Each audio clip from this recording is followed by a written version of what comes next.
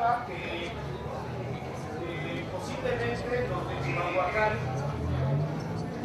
contribuyeron en, digamos, en la defensa de la Gran Tenochtitlan, porque estaba bajo el dominio texcocano. Yo cuestiono esa situación porque se supone que Chimalhuacán estaba bajo el dominio de Texcoco, y precisamente Texcoco es una de las principales ciudades que cae bajo el dominio español antes de llegar a la conquista verdadera. Entonces, en Texcoco, por ejemplo, fueron construidos los tres bergantines, los bergantines que dominarían o ayudarían a dominar en este entonces la Gran Tenochtitlan. Y entonces fueron lanzados precisamente del lago de Texcoco hacia llegar a la Ciudad de México, que estaban conectados con el lago de la Ciudad de México. Entonces, no puede ser cierto que los de Chimalhuacán, cuando estaban bajo el dominio texcocano, que ya habían sido dominados, entonces no puede ser cierto que ayudaron a los de Tenochtitlan por digamos, esa gran alianza que había. Entonces cuestiono esa porque después de que una vez que Hernán Cortés gana esa lucha contra los mexicas, precisamente él manda a hundir esos bergantines porque los españoles se quieren huir después de la derrota de la Noche Triste, la lamentada Noche Triste. Y entonces, de ahí nace otra leyenda de Chimalhuacán, que precisamente uno de los bergantines de Hernán Cortés es precisamente tirado al lago de Chimalhuacán, algo ahí por el Tepalcaque, y ahí nace un algo que se le conoce como la Cruz Navegante. Y aquí se lo seguimos. Yo creo que todas las dudas o las diferencias de opinión que se puedan dar tienen mucho, o sea, no es la única, ¿sí? No, lo que yo les comento es que efectivamente yo dije que posiblemente, yo no aseguro eso, y la otra es la situación de que Texcoco de alguna manera manda a estas personas, a Huitzomochtli y a los tres caciques, supuestamente para fundar Chimalhuacán. Entonces, tenemos que ubicar nuevamente las líneas de tiempo, cuál fue primero la situación. Si ya estamos dominados por Texcoco, ¿sí? Pero para que dominaran, los españoles conquistaran Texcoco, tuvo que haber llamado a sus pueblos para poder defenderse. Después ya, obviamente, llegaron a la conquista, porque uno de los aliados, al final de cuentas, para conquistar Tenochtitlan, fue precisamente Texcoco. No nada más fueron los tlaxcaltecas, ¿sí? Pero bueno, lo dejamos para otra ocasión. Vamos a dar el paso para el tema que había mencionado la señorita, o aquí lo de una visita de 6 escuelas. Grupo Amigos de la Cultura, nos hemos dedicado a la tarea de reunir un archivo fotográfico, leyendas, algunos utensilios de la pesca, como es la canoa que tenemos al fondo, el pachón y algunas otras cosas, el fusil patero. Entonces, partamos de nuestra raíz. En la ponencia del día miércoles les hablé de la serpiente de fuego que tenemos allá en la maqueta y aquí en la zona arqueológica Pochotes con la rana. Brevemente, la serpiente de fuego se decía que salía de la cueva del Tlalcoyote en el cerro del Chimalhuache, hoy conocida como la Cueva del Chivo. Llegaba hasta el centro del lago y se sumergía cerca del islote conocido hoy en día como el Tepalcate por sus vestigios ahí encontrados. Permanecía durante 3 días con sus noches. La tercera noche regresaba nuevamente a las entrañas del cerro. Ya adentro, por sus fauces, vertía el agua, la cual mantenía las fuentes y manantiales. De ahí vamos a partir. Esa es parte de nuestra raíz. Ya en la colonia, para que se vea el cerro ahorita les arrasa.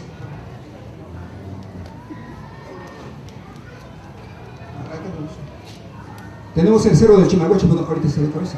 El cerro del Chimalhuache y las primeras iglesias o ermitas. Tenemos aquí las grosas. El tianguis y mercado camino a Coatepec, que es Santa María Nativitas Estancia, la encontramos aquí. Después sigue la laguna, toda la laguna. El monasterio fue anterior a la parroquia de Santo Domingo de Guzmán. La parroquia se dice por ahí en archivos parroquiales que se empezó a construir en 1560. Entonces, estamos hablando del monasterio, más o menos la fecha 1540-1550.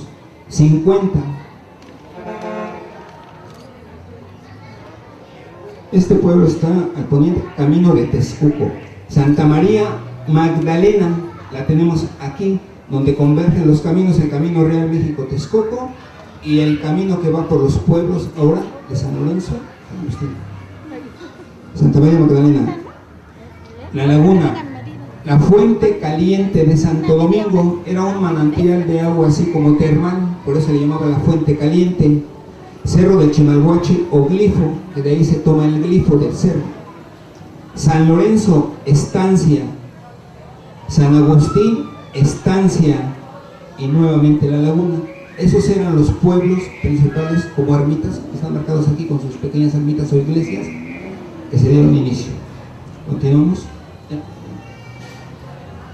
Después, volviendo a lo de nuestras tradiciones, tenemos lo de la laguna, que ya el compañero Darío les habló un poco. Seguimos con fotografías que tenemos allá del inicio de la agricultura. Ahorita participó con la insurgente capitana Manuela Medina, que era del pueblo de Huexotla, Texcoco, y que ella, en su rumbo a combatir, ayudarle a combatir a Morelos en el fuerte de San Diego en Acapulco, pasó por aquí. Aquí se fabricaba pólvora anteriormente. Tenemos a un personaje muy afamado, abuelo del doctor Tomás, el señor Tomás González, que era arriero y que era el que distribuía la pólvora a todo el Bajío. Entonces él provee de pólvora a la capitana Manuela Medina y se anexan personajes de aquí a caballo para ir a combatir con Morelos al fuerte de San Diego a Acapulco. Es un antecedente. Más adelante tenemos otro antecedente en la Revolución Mexicana, que se forma aquí el grupo Amigos de Zapata, que como tal es un grupo de no mayor de 50 gentes, lo que diríamos ahora el ELI, que es gente de Chimalhuacán, Texcoco, Coatrinchán, Coatepec y los Reyes La Paz. El jefe de este grupo es el general Luis Herón Castañeda de los Reyes.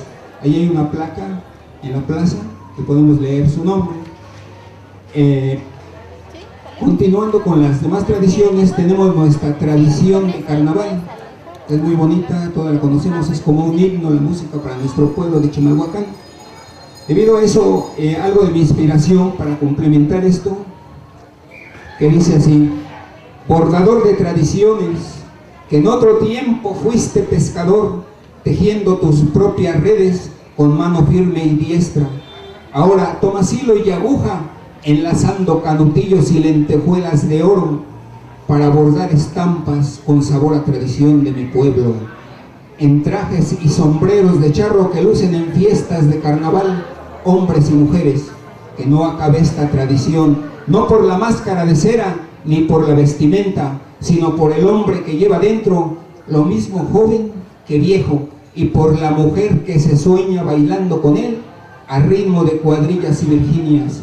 Que no acabe esta tradición de mi pueblo Chimalhuacán, o que me acabe yo primero para no verla desaparecer.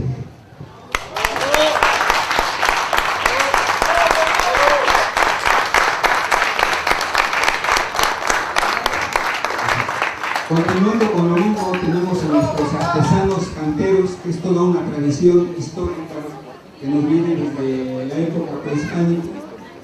Y también otro poema para complementar, dedicado a los canteros, que dice así: lagunero, campesino y artesano, que lo mismo que cultivas la tierra con tus manos recias y callosas, que se tornan hábiles y diestras al tallar el recinto negro hasta la cantera más noble y blanda, heredero del conocimiento y enseñanzas de los abuelos de antaño, elaborando el metate y molcajete hasta las más finas filigranas, en relieves, columnas y fachadas. Tal pareciera que la cantera te parió artesano chimalhuacense.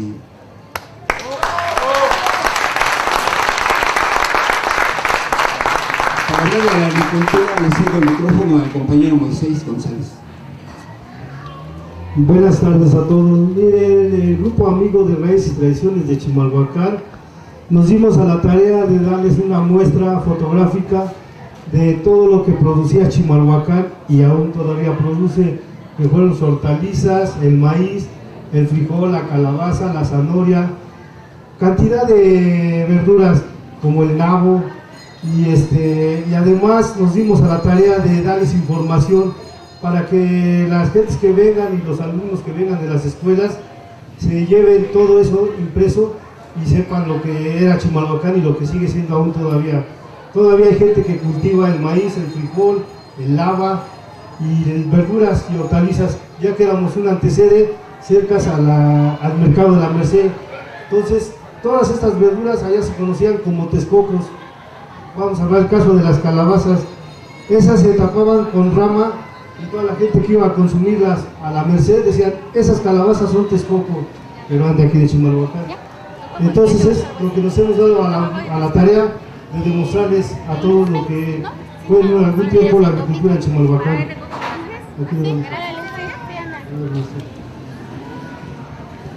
Buenas tardes a todos, gracias por su presencia. Efectivamente, el grupo Amigos de la Cultura, Raíces y Tradiciones de Chimalhuacán, desde hace algunos años nos hemos dado a la tarea de conseguir todo un acervo fotográfico, de recopilar los utensilios del campo, de la laguna, todo aquello que nos da una identidad. Mucho de ello lo tenemos en exhibición en esa muestra, en el receso, pues sean bienvenidos a visitarlo. Ahí se muestran fotografías que mucha gente, muchas familias nos han facilitado. Con todo el respeto, estas fotografías se exhiben, se les da el valor, el nombre de la persona que nos las facilita. Normalmente son copias, fotocopias, los originales se quedan en el resguardo pues, del propietario. Esta situación de tener un documento gráfico de años nos muestra cómo fue la vida de nuestro pueblo, de nuestros abuelos. Imagínense cómo debió haber sido nuestro pueblo aún antes de que existiera una cámara fotográfica. Estos códices como el que se acaba de mostrar nos da una idea, nos acerca cómo era la vida, cómo era el entorno. Hoy estamos ante una situación de modernidad donde ya los muchachos en su teléfono celular pueden tomar 1000 fotos.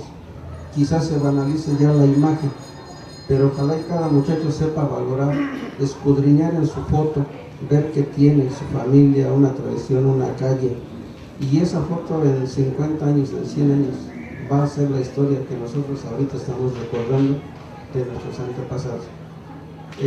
Nuevamente se les hace la invitación al terminar esta conferencia, pues van a ser bienvenidos a ver todo este acervo fotográfico, que sabemos que no es todo.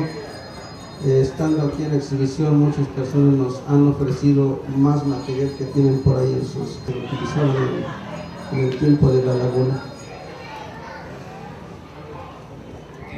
Llamamos la presencia del doctor Tomás González Valverde, que nos va a dar la ponencia El Ahuautle.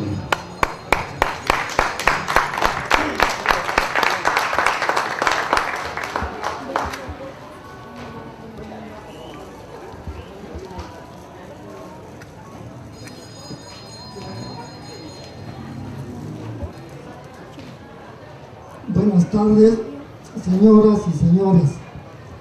Mi nombre es Fernando Tomás González Valverde. Soy originario de este pueblo de Chimalhuacán, del barrio de Xochitenco. Voy a permitirme platicar sobre el ahuautle, sobre todo, más que nada, no como un antecedente histórico, sino como unas vivencias personales, ya que nosotros vivimos y trabajamos y explotamos el ahuautle. Como decía aquí la maestra atinadamente y muy enfáticamente, el ahuautle lo conocen más en otros países que en nuestro mismo México. No sé si ustedes se habrán fijado o habrán leído que hay muchos libros de historia donde lo mencionan el aguautle y donde dicen que lo comían nuestros reyes, Moctezuma I, Moctezuma II y todos los reyes prehispánicos, y quizás hasta la época prehistórica también ya hay ahí, ya lo comían este delicioso manjar. El aguautle tiene dos palabras náhuatl, el huautli, que significa mosquito, y el atl, que siempre en náhuatl empieza con la letra A, que es agua. Entonces mosquito del agua sería. Pues bien, dentro de estos libros que existen, podríamos mencionar al cronista que traía Hernán Cortés y que nos hablaba de Bernal Díaz del Castillo, que ya nos habla también en unas líneas muy pequeñas acerca del aguautle. Posteriormente, Francisco del Paso y Troncoso es otro de los grandes que influyen pues en hablar sobre el aguautle, pero unas líneas que a mí me impresionan, que a mí me gustan, sobre un gran escritor, historiador, Gutiérrez Tibón, no sé si lo habrán leído, en donde dice, en unas líneas dice, él vivió en el siglo pasado y decía, si hubiese vivido hace 450 años, me había encontrado con José Ocotzin, que era un gran pescador y remero, y me hubiera platicado de los pescados bagres que polulaban en el hociquito del Tochtli, el conejo, por el rumbo de Chapultepec. Pero más impresionante es que me hubiese encontrado aquí en Chimalhuacán a José Ocotzin. Él fue uno de los grandes hombres que me hubiera hablado sobre la gran riqueza del aguautle en Chimalhuacán. Y así como yo les comento, estos historiadores, muchos y muchos historiadores a través de esas épocas a nuestros días siguen hablando acerca del aguautle. Nosotros teníamos varias leyendas acerca del descubrimiento del aguautle. Así como se había descubierto el pulque, también se había descubierto el aguautle. Les voy a mencionar algunas líneas que decían así en esa leyenda, que nos platicaron los abuelitos texcocanos, que decían: en una choza pequeña a las orillas del lago de Texcoco había un hombre que se llamaba Toto y su esposa que se llamaba Cihuatl, y convivía ahí con sus niños. A diario se dirigía hacia la laguna en busca de pesca y de caza. Él era muy observador y veía con gran admiración reflejarse los volcanes, el cerro de Chimalhuacán en el lago de Texcoco, así como la pirámide del Texcocingo que se encuentra en Texcoco y los demás montes que estaban alrededor de los lagos. Como ustedes saben, en la cuenca del Valle de México existieron 5 lagos que fueron por el lado sur, el de Chalco, el de Xochimilco, el más grandioso, el de Texcoco, y al norte que estaba el de Jaltocán y el de Zumpango. Toda esta gran riqueza de agua que teníamos nosotros, todavía nosotros lo llegamos a disfrutar en los años 50. Aquí tengo varios compañeros, como es el Señor Jesús, que fuimos pescadores, cazadores, y que explotamos el aguautle en grandes cantidades. Ahora bien, después de esta leyenda que decía que todo había encontrado que el achachacal, así le decíamos también al mosco, achachacal, salía a la superficie, ya que este animalito era anfibio, vivía en el interior del agua y salía en las partes donde más, por ejemplo, veía que brincaba como si estuviese lloviznando, decía: aquí hay gran cantidad de mosco, de achachacal. Voy a repetir la palabra mosco, pero nosotros le decíamos en la antigüedad el achachacal. Pues bien, todo se fijaba que se sumergía el mosco y se quedaba pegado en las algas lacustres que se llamaban el álpacle, que son palabras ya desconocidas para muchos, inclusive historiadores, como era el álpacle que existía en el agua.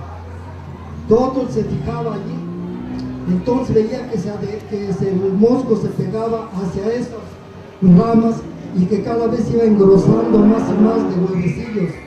Y en una ocasión se le ocurrió extraer ese álpacle, ponerle sobre su acal y su canoa, y al verlo que ya con el sol que reflejaba ahí sobre el aguaule se empezaba a tornar blanquecino, él lo puso sobre una manta de huipí y ahí vio que se desprendía con facilidad el huevecillo. Se le llevó a su esposa y le comentó lo que había descubierto. Ella lo saboreó y dijo que si era rico y que si era sabroso. Entonces Cihuatl posteriormente lo empezó a cocinar ya en la lumbre lo empezó a cocinar y vieron que era un manjar delicioso. A partir de la época prehispánica ya se extendió en todos los lagos y se empezó a producir en gran cantidad, y que se habla y se platica por algunos historiadores que se comercializaba allá en el mercado de Tlatelolco, que ustedes quizás habrán visto esa maqueta tan interesante, cómo están todos los hortalizas, pescados, todos los que se producían en el lago, pero muy en especial estaba también ahí el aguautla. Dentro del lago de Texcoco, ahí era una isla, y estábamos prácticamente en contacto pues con el agua. En el pueblo la gente podría estar a 100 metros ya la laguna. Aquí, en lo que es la cabecera, lo que llamamos el centro, estaba como a unos 500 metros, pero los pueblos más adelante de Xochitenco, Xochaca, San Lorenzo y San Agustín, estaba a escasos 50 o 100 metros, ahí estaba ya la laguna. Entonces, los cazadores, pescadores, voy a decir nosotros, los cazadores y pescadores, íbamos a las orillas de las zanjas y íbamos a cortar el pasto, cortábamos grama, cortábamos un pasto que se llamaba polote, y ahí empezábamos a fabricar unos manojos y también el chomalé.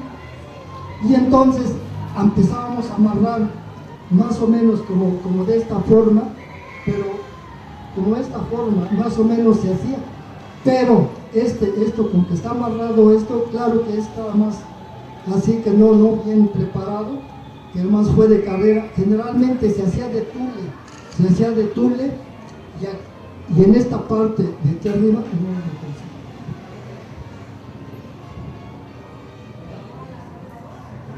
hasta 500 matas, íbamos al lago y los plantábamos de esta forma. Esto tenía el botón para que se sostuviera en el fondo de las aguas. El agua podría variar entre 50, 60, 70 centímetros hasta 1 metro. Muchas gentes nos han comentado que qué profundidad tenía los lagos. No voy a hablar de Texcoco, sino de todos los 5 lagos que había. Las profundidades oscilaban quizás hasta de 20 o de 30 metros en algunas partes. Por eso Hernán Cortés, para la conquista de la Tonextitlan, mandó hacer los 3 bergantines que zarparon, y que existe un monumento en Texcoco ahí sobre la avenida Juárez. Ahí dice aquí partieron los bergantines para la conquista de la Ciudad de México, para que nos demos cuenta de la profundidad del agua del lago de Texcoco. Nosotros generalmente, cuando plantábamos estas matas, generalmente los plantábamos donde no estuviese muy profunda el agua. Lo plantábamos, por decir algo, el día de ahora. Tenía un ciclo biológico, el aguautle, no nada más era irlo y depositarlo y ya. Generalmente tenía un ciclo biológico, la chachacal, que duraba entre los 18 y los 24 días de la gestación del animalito. Si se iba a sacar posteriormente a esta fecha, el aguautle ya se había nacido en la chachacal, y entonces decían que ya el aguautle no tenía el mismo sabor sino tenía uno que saber exactamente no hubiese nacido ese animalito para que estuviese más sabroso. Porque si ya había nacido, entonces las señoras, la gente que lo compraba decía, este aguautle ya está flojo, ya se nació el animalito. Entonces teníamos que ir nosotros a recogerlo entre los 18 y los 24 días, aunque había otras personas que iban posteriormente, pero nosotros decimos canoa. Pero nosotros teníamos, por ejemplo, la chalupa, la tiradora, que era una chalupa pequeña de aproximadamente 7 metros y donde prácticamente cabía una persona y su fusil en esa canoa. Había otro que se llamaba el medio chalupón, que era el más grande, y había otro que era un chalupón ya grande que podía ser entre 7 8 metros y con 2 metros de amplitud.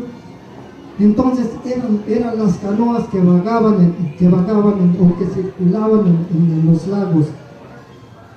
Aquí cabe hacer mención que nosotros, Chimalhuacán, compramos las canoas a Chaltequich. En Chimalhuacán había gentes que sabían prepararlos bien, pero había otras gentes como los lagos de allí de Atenco. Allí en Atenco era donde hacían también bien las canoas, o en su defecto nos íbamos hasta Iztacalco, que también nos íbamos por ahí, y la Magdalena, Michuca, todo agarramos cuando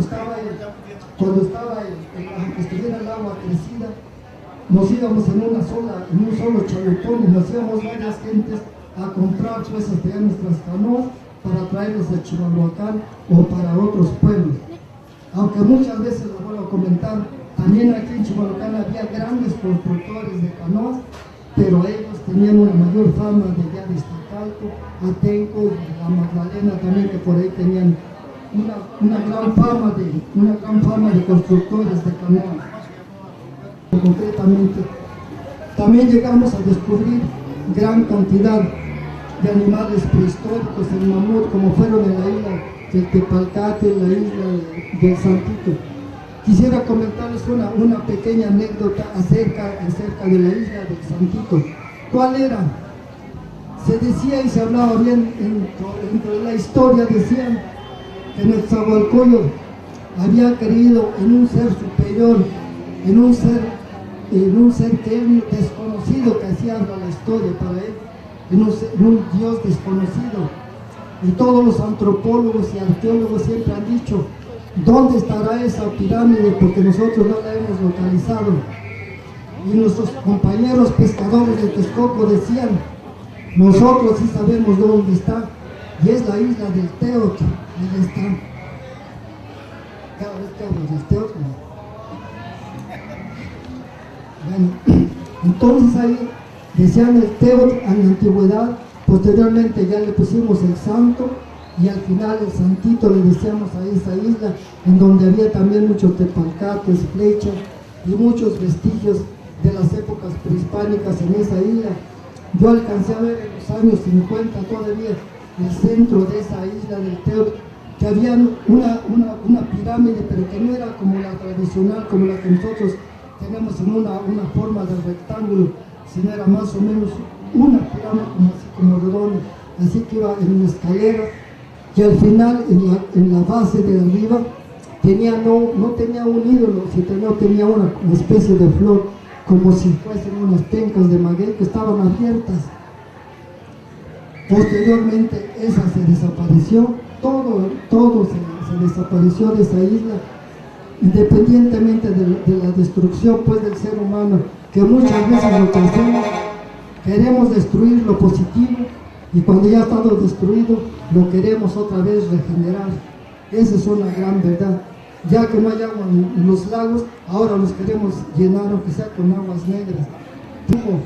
Una vez me regresé para el manojo, ya una vez que el manojo ya estaba totalmente blanco, se ponían los pescadores, ponían una manta grande, y en el centro se ponían a refregar o a sacudir, se decía la palabra refregar o sacudir, el aguautle, y se empezaba a refregar o a sacudir hasta que se iba formando el montículo pues del aguautle, que podíamos tener hasta 1, 2, 3 talegos de ese aguautle. porque era gran tal la abundancia que teníamos, y entonces llenábamos esos talegos, y que posteriormente eran vendidos en la Ciudad de México, y eran inclusive, platicaba este Tomás, que decía, mis papás y abuelos, ellos se dedicaron mucho a comerciar por toda la República.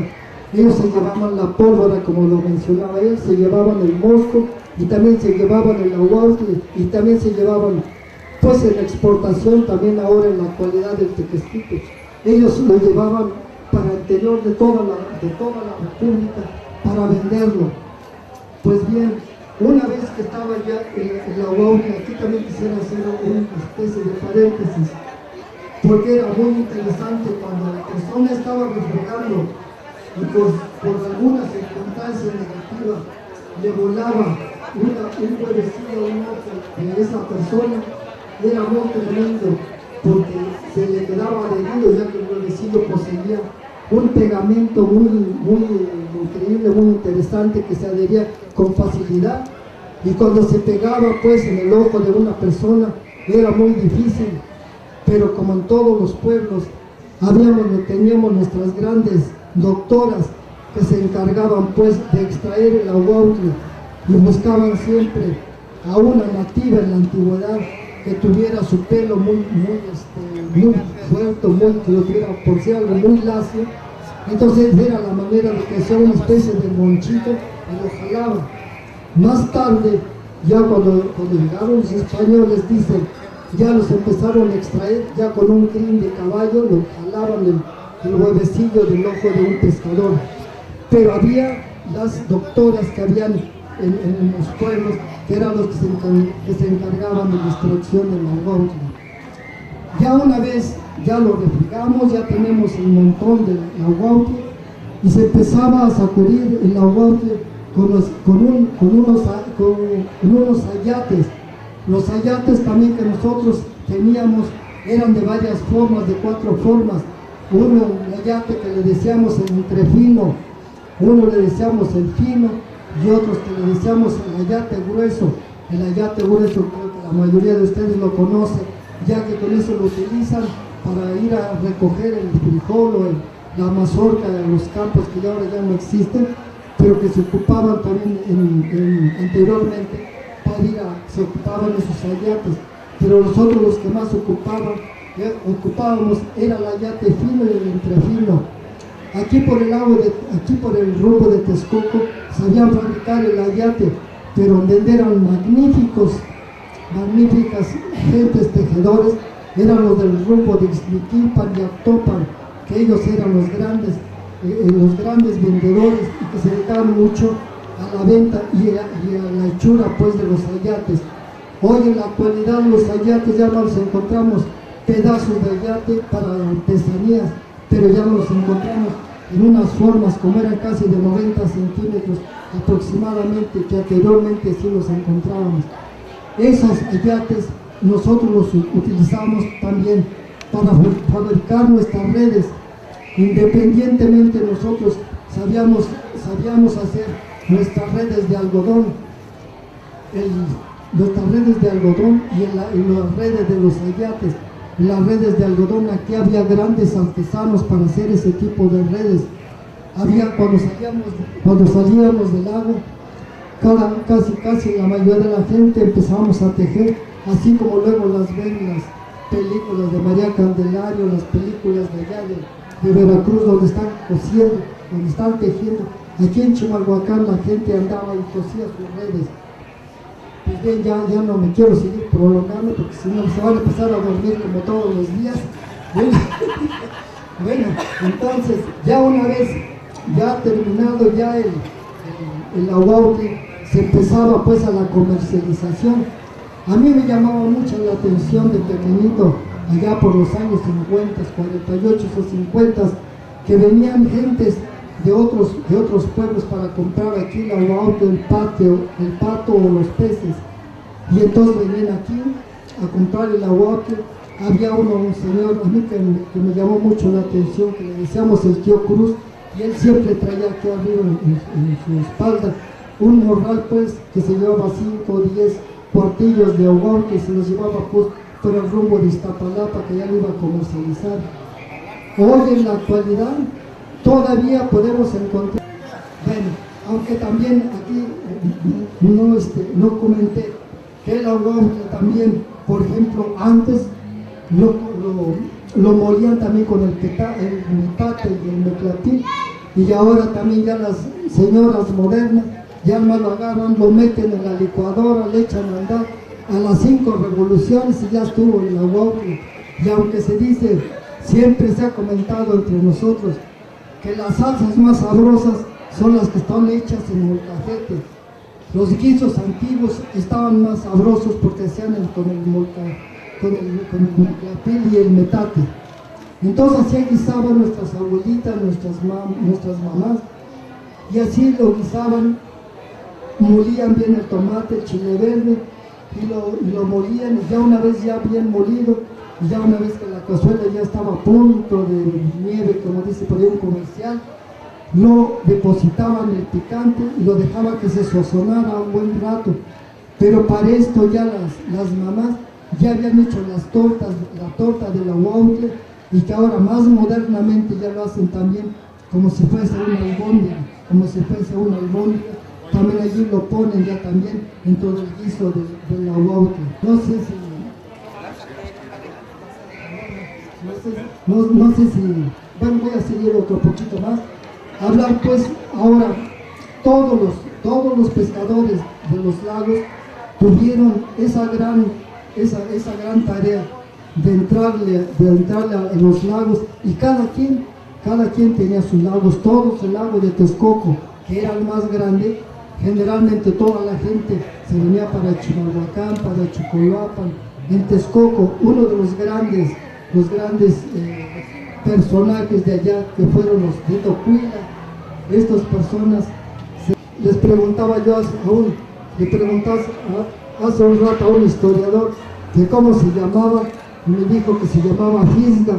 ¿Ustedes cómo lo conocen? ¿Como Fisga? Bueno, quién sabe, pero no es la Fisga. Este instrumento se llamaba el atlat, que utilizaron nuestros antepasados para la cacería, pues tanto de los peces como también de los patos. Vosotros, por ejemplo, bueno, ese sería otro tema, hablar de los patos, y a veces sería hablar de otros temas. Por lo pronto, este es el famoso atlat. Este atlat era un carrizo. Aquí en la punta ustedes pueden ver que estos metales tienen una especie como si fuese una flecha, y que al introducirse en un pez o en un pato, en un pedacito de un ala que agarraba, no se soltaba, ahí quedaba atrapado y no se nos escapaba. Había gente tan diestra de cazadores. Este es el famoso atlat. Aquí tenía un apoyo, unos palitos, aquí tenía un apoyo para que, por ejemplo, uno, dependiendo también de la fuerza del cazador y pescador, lo pudiera lanzar a determinados metros, como si fuese pues el lanzamiento de la jabalina. Y el ahuautle, como ya hicimos la definición de que se parece más o menos, es diminuto.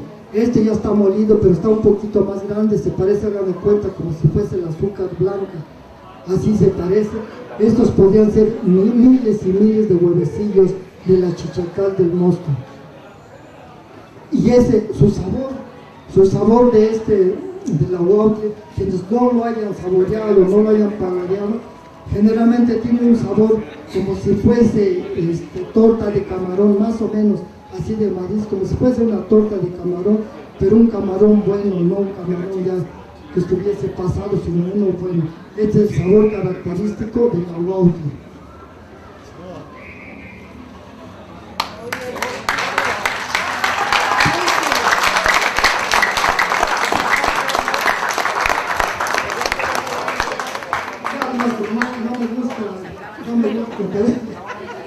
No tuve la oportunidad no tuve la oportunidad también de haber puesto en alto.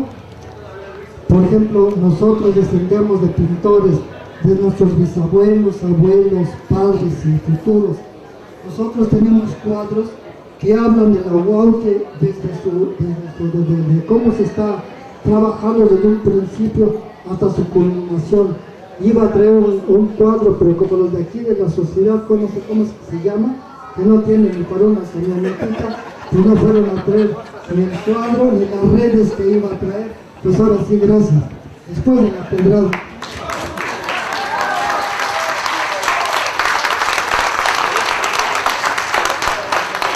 Sí, buenas tardes. Mi nombre es Martiniano Peralta. Nada más los invitamos, el acervo está a sus órdenes, cuando ustedes deseen, pueden visitarlo. Está en los domicilios, más adelante ahí están los domicilios. Los invitamos a que sigan preservando el arraigo de su cultura, porque mientras siga el arraigo de su cultura, va a existir Chimalhuacán y México. Para eso tenemos un gran arraigo de cultura, como son los músicos, los deportistas, que ya nadie se acuerda de ellos, que nos han ganado en otros países. Si nos hace favor, don Flavio, de levantarse, por favor. Existen canteros que la cantera se ha hecho desde hace 2000 años. Nosotros, Chimalhuacán, existimos de hace más de 2000 años. Ahora nos quieren cambiar. Bueno, no, seguimos siendo como tal. Y bueno, los invitamos a que sigan preservando su arraigo. La cultura del arraigo de su cultura es infinita. Hay músicos, canteros, y bueno, les brindamos un aplauso a todos aquellos que ya desaparecieron y que siguen preservando su arraigo. Muchas gracias.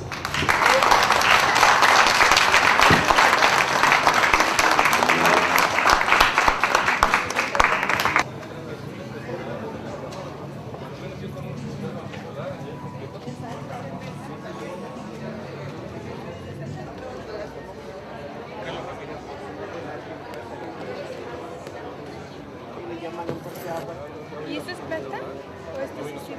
No, es plata. A ver, porque más tarde yo completé el evento. ¿Tienes que pagar? ¿Plata inicio? ¿Pero cómo la metes?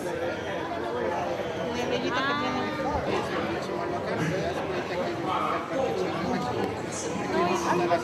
Mira, cuando hice erupción del segundo momento, esto lo está poniendo así,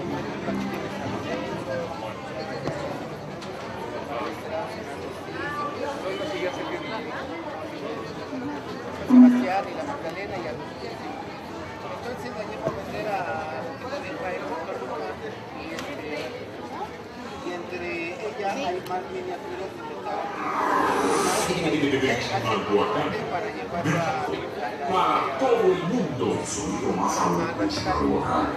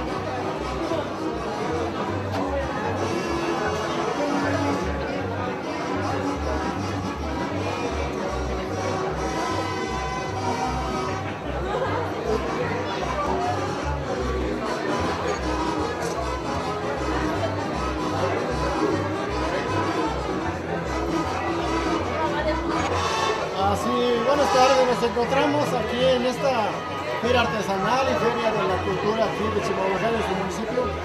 Todas estas partes, todas estas obras que ustedes están mirando ahorita, están hechas por un artista. El nombre ya lo miraban ustedes, el señor Hugo González Arrieta. Lo tenemos aquí con ustedes. Señor Hugo, buenas tardes. Buenas tardes. Saludo a usted y a todo el auditorio y las personas que nos alcanzan a mirar. Efectivamente, soy el autor de algunas, más bien de la mayor parte de piezas de aquí de este stand. Bueno, tenemos, pues no sé, por hablar de alguna pieza, vamos a platicar de la Virgencita que tenemos aquí, que como pueden ver es el Cerro de Chimalhuacán, y sobre del Cerro de Chimalhuacán, en el lugar donde está la pista, pues bueno, le agregamos una Virgen de Guadalupe. Me han preguntado si apareció ahí la Virgen. No, no se apareció, nada más fue idea mía ponerla ahí por adornar la pieza. Esta pieza, al hacerla, la llevo a la tienda de IFAEM en Toluca para venderla. Y dentro de la tienda sucede que sale seleccionada para ir al Vaticano, a Roma. De entre ellas, obviamente, había de material de cristal, de madera, de metal y de otros materiales. Pero bueno, orgullosamente de aquí de Chimalhuacán sale seleccionada esta imagen, que precisamente, pues bueno, podemos ver que está construida con sus diferentes materiales, que sería naranja Tlalpujahua de Morelia, Michoacán, blanca Huichapan de Querétaro, y lo que es el recinto que está formando el cerro, pero esta piedra no fue tallada, así fue encontrada. Así es de que, pues bueno, orgullosamente fue seleccionada para brincar el charco, y pasamos hacia otra piececita. Señor Hugo, antes de que continúe, sabemos que el calendario azteca, que fue donado por el gobierno del Estado de México al gobierno de Estados Unidos, directamente al Estado de California, me decía que usted fue el que participó, fue el diseñador. Cuéntenos qué participación tuvo usted con ese calendario azteca. Bueno, para el calendario azteca, bueno, de inicio soy el autor.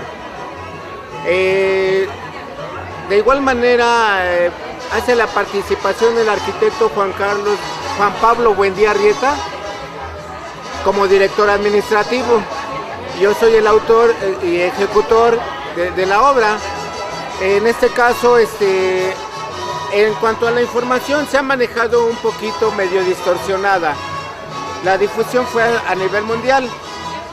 Este calendario, ya que yo estuve al contacto de ello, sé perfectamente bien que no es una donación a Estados Unidos como se ha venido manejando. Hay inconformidades en el pueblo que por qué se regala a Estados Unidos. No se regala, es un intercambio que se hace. En este caso, la fachada de la tienda de artesanías Lynwood, California, está hecha de cantera y va a ser restaurada con mano chimalhuacense. Y también se va a ampliar la tienda con mano chimalhuacense. Además, nos dan stands de venta permanentes en la tienda y sin costo alguno. Este es un proyecto que se trae desde, digámoslo así, de hace 3 gobernadores y le toca entregarlo a Enrique Peña Nieto, en su momento gobernador del estado también. Para esto se hace una selección a nivel internacional, ya que sabemos que varios estados de la República trabajan la cantera, así como Puebla, Querétaro, Morelia y Zacatecas y algunos otros estados más. Pero bueno, dentro de la selección sale afortunado Chimalhuacán.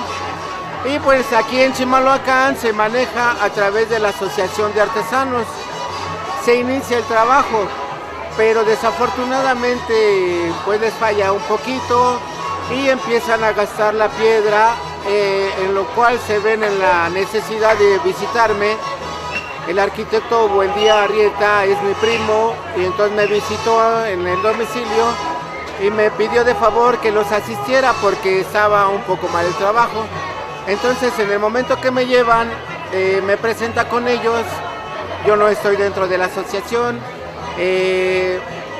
Les pregunta si soy apto, lo aceptan y ponen el trabajo en mis manos. Y de ahí en lo adelante pues me doy a la tarea junto con el arquitecto Buendía Arrieta para ir al Museo de Chapultepec a sacarle dibujos, medidas y fotografías al original, ya que el que está en Linwood, California, precisamente del cual hablamos, tiene 3.40 de diámetro, y el original que está en el Museo de Chapultepec, Antropología en Chapultepec, es de 3.60 de diámetro. Entonces es 40 centímetros menos, 20, perdón. Una vez que entregamos el calendario azteca en Linwood, California, el gobernador de California precisamente lo recibe y da gracias a todos y cada uno de los mexicanos, no nada más a los que lo hicimos, sino todos los que nos pueden mirar y observar, son participantes indirectamente, y también les da las gracias a todos y cada uno de ustedes, el gobernador de California en su momento. Señor Hugo, le agradecemos mucho esta entrevista, gracias y muy amable por sus palabras. A sus...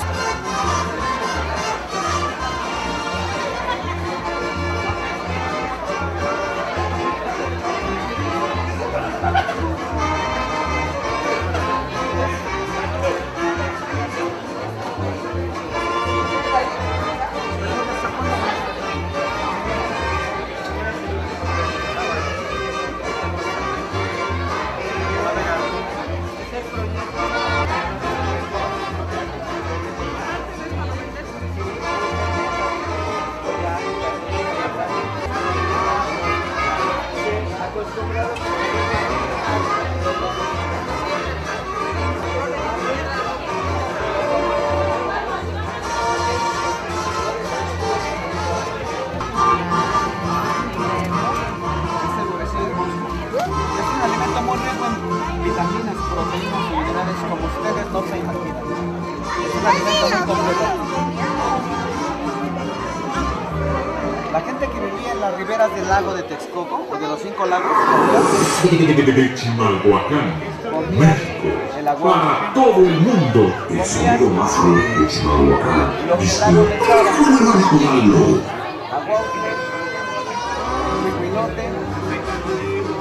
aguautle, chihuilote, pato, el aguautle, el chihuilote, el pato, de aquel lado hay mismole, y bueno.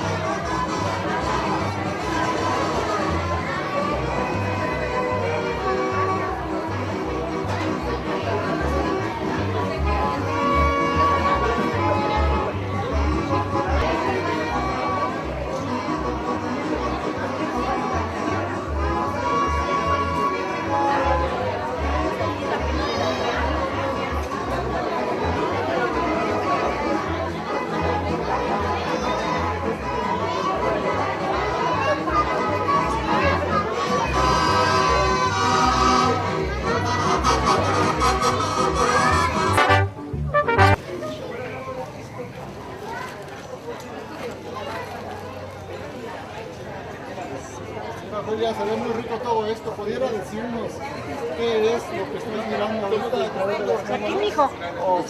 ¿Quieres curado? Estos son tamales de carpa. Y estos son tamales de pescadito. Y aquí tenemos los de tripa. Allá tenemos tripa de pollo. Tripa de pollo. Sí. Tamal de tripa de pollo. Aquellos son los tamales de molleja. Molleja de pollo. Molleja de pollo. Sí, pues a veces todos hacen con hoja de tamal y lógicamente sabemos, pero solamente ustedes saben de qué están hechos. Tenemos también de ancas de rana. Tamal de ancas de rana. Sí. A ver si yo también vengo a echarle un poquito de esto. Y de los guisados, ¿qué me dices? Guisados tenemos chiles chipotles caseros. Los curados igual. Y los chiles rellenos. ¿Son rellenos de queso? De queso. Tenemos de poblano y de jalapeños. Perfecto, es muy rico. Mira, vale, muchas gracias. No, al contrario. El ajolote. Con mi compadre Moisés González. Muy rico. ¿Qué están comiendo la carpa? Es el ajolote. Es ajolote, tamal de ajolote.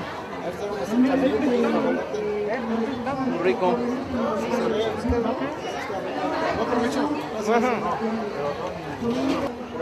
Aquí también.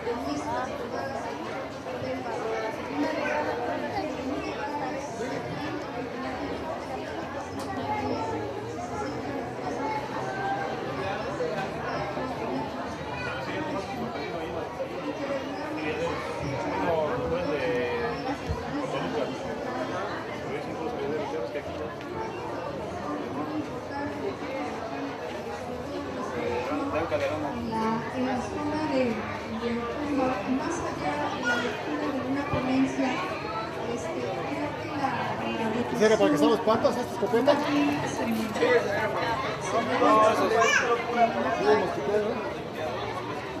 Es que en esta red pescaban las...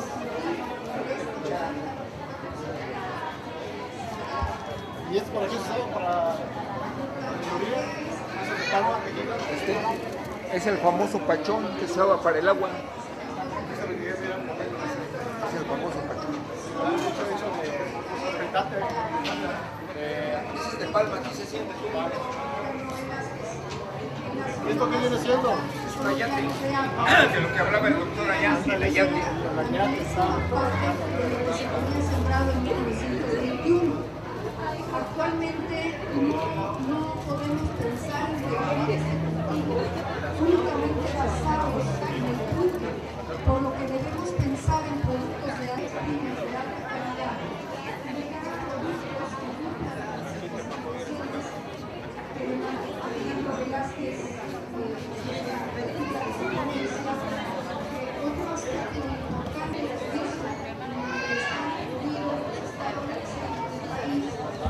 Se hizo para ver básicamente como son las temas para la barbacoa. Y debido a esto, las plantaciones siguen disminuyendo. Más allá de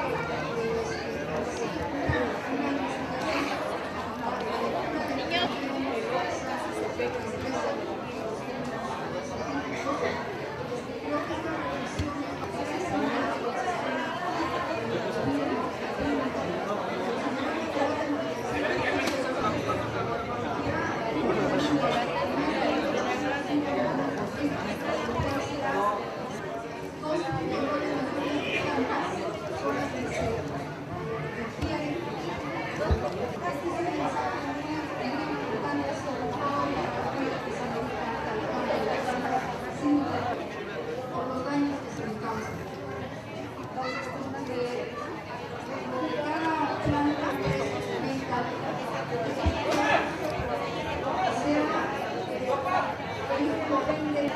se explotara en un experimento, por ejemplo, para extraer la inulina, sacan la planta y la docena de hojas en el mercado tiene un precio de venta de 120 pesos. Todo el potencial que podría tener. El trabajo del ingeniero Alejandro Velázquez, que desafortunadamente no ha podido, entonces de fuerza mayor estar aquí con nosotros esta tarde, pero que ha cumplido, que nos ha enviado su ponencia. y que me ha pedido leerla. Bueno, hago esta reflexión porque también he tenido la oportunidad de experiencia personal que él me ha regalado, igual que el doctor Emilio Madrigal, de estar en varios de los campos que están en ese objetivo que logramos, que definitivamente no podemos dejar de tener. Ese es el consumo de inulina, nos habla también del enlatado, nos habla de esmalte, ¿sí? El subsidio federal dice aquí en el 2010, los ingresos recibidos por el Estado de Tlaxcala, el 96.9% fue de subsidio federal y solo el 3.1% fue de ingreso propio. Un factor importante de una agricultura sustentable, climáticamente inteligente, con un próspero crecimiento económico y un moderno desarrollo industrial en el campo de Tlaxcala. Es donde se encuentran trabajando ellos, aunque también en el Estado de México, ya les mencionaba, hemos tenido la experiencia, están en Cuba, trabajando también en esta propuesta. Metas del programa, la selección de las plantas madre de Raguel, ¿sí? Es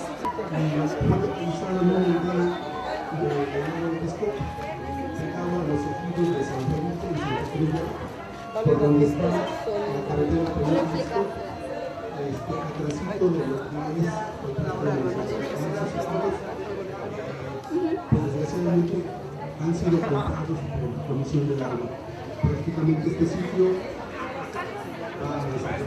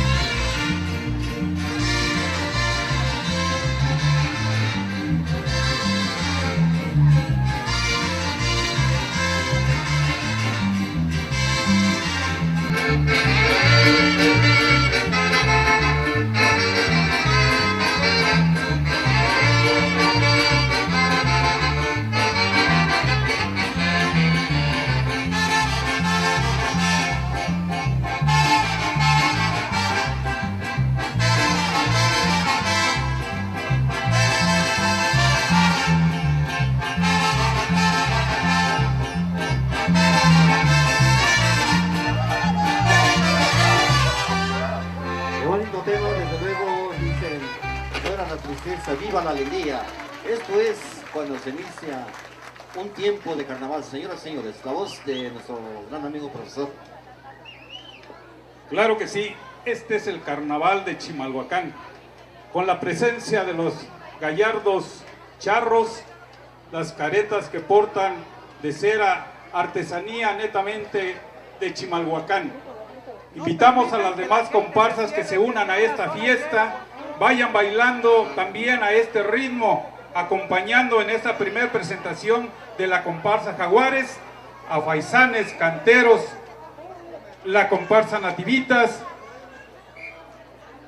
Centauros y las demás comparsas que van llegando, que nos van a anunciar ahorita.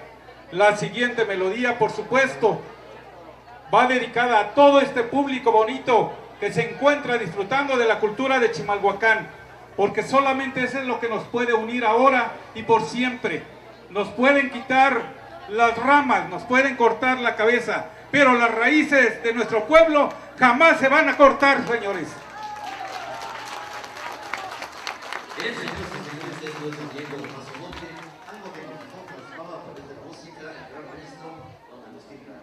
En homenaje, desde luego, para el gran amigo de Escojano, sobre todo, señores y señores, nos referimos al maestro Don Silverio Pérez y su tema, a tiempo de pasodoble. Adelante, maestros.